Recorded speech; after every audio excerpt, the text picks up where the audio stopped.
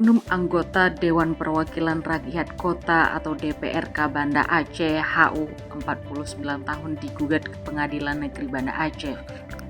Ia digugat oleh seorang perempuan yang berinisial E, 45 tahun, karena tak kunjung dinikahi setelah diajak melakukan hubungan haram. Padahal sebelumnya HU telah menjanjikan pernikahan.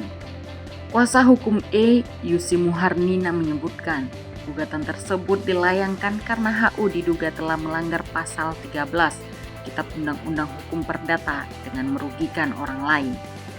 Sidang perdana dengan agenda pemeriksaan identitas para tergugat dan penggugat berlangsung di Pengadilan Negeri Banda Aceh pada hari Kamis 27 Oktober 2022 sekira pukul 11.30 waktu Indonesia bagian Barat. Yusi menjelaskan, kliennya tidak hanya dijanjikan untuk dinikahi, tetapi juga dijanjikan akan disewakan sebuah toko. Namun semua janji tersebut hanyalah bualan semata. Yusi menceritakan, tahun 2019 lalu, kliennya diajak oleh HU berjumpa sekitar pukul 2 malam.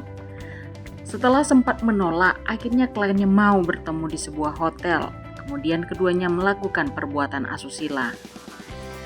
Sebelum melayangkan gugatan ke pengadilan, kliennya sudah mengadukan masalah tersebut ke Badan Kehormatan Dewan atau BKD. Ia juga mengadukan permasalahan tersebut ke ketua partai dan ke law center.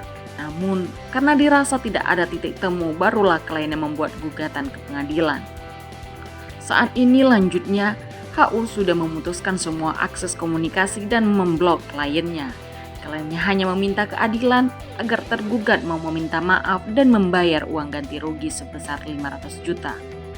Ia juga mengatakan perkara ini tidak dilaporkan ke polisi karena tidak ada unsur pidananya. Adapun sidang lanjutan mediasi selanjutnya akan dilaksanakan pada tanggal 31 Oktober 2022 yang akan datang.